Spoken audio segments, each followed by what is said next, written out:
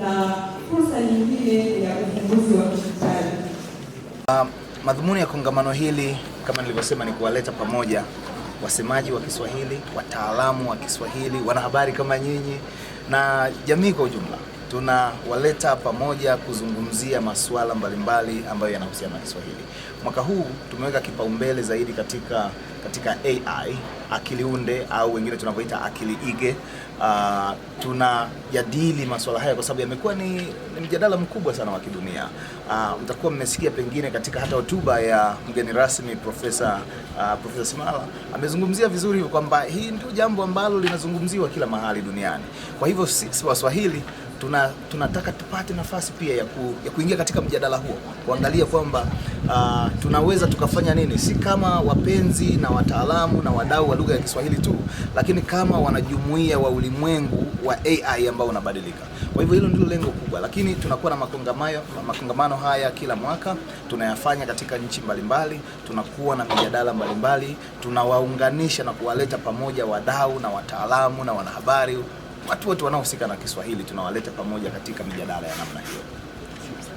Nieleze kwamba changamoto za akili unde zinawakumba wanafunzi wote, na tukizungumzia wanafunzi wa Kiswahili ni kwamba akili unde inategemea lugha, na lugha kuu zilizo kwenye mitandao ni lugha za ulimwengu zile kuu: Kiingereza, Kifaransa, Kijerumani, Kichina.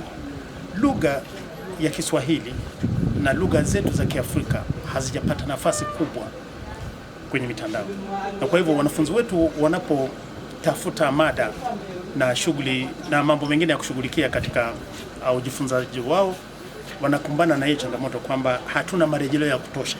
Na kwa hivyo hiyo ni changamoto sio tu kwa wanafunzi bali pia kwa walimu, na inadai kwamba tuweze kufanya utafiti wa kina kuhakikisha kwamba Kiswahili kinapata mada mbalimbali Kongo ambazo zitawekwa kwenye mitandao ili kwamba wanafunzi wetu waweze kuzirejelea na kuzifanyia utafiti na kujiendeleza katika taaluma zao mbalimbali.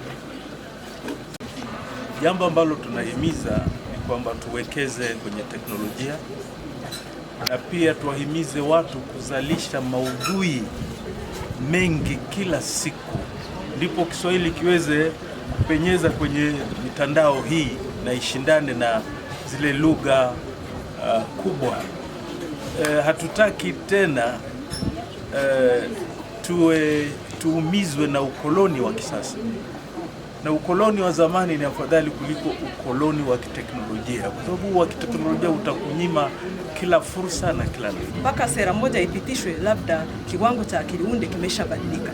Kwa sasa hivi tumeweka mikakati ya kuwaweka pamoja ili waweze kusaidiana na kushirikiana katika mchakato hiyo ya kutekeleza masuala ya kukuza na kuendeleza akili unde.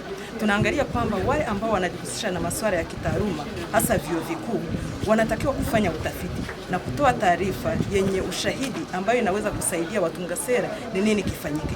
Na wanapofanya hivyo, pia wanatakiwa kuangalia ni masuala gani ambayo wanafunzi ambao wanawafundisha yatawasaidia kusuluhisha changamoto na matatizo ya kijamii, kwa sababu ndio lengo kuu la kufundisha au la kutoa elimu ili waweze kusuluhisha matatizo ya kijamii. Kwa hivyo akili unde au wanawezaji wale wanafunzi ambao wanatoka vioni wanaweza kutumia akili unde kutatua matatizo ya kijamii, kuangalia masuala ya mabadiliko ya tabia nchi wakitumia akili unde, kuangalia masuala ya afya, kuangalia masuala ya mawasiliano ambayo yanaweza kujitokeza ili waweze kuchangia maendeleo ya kitaifa.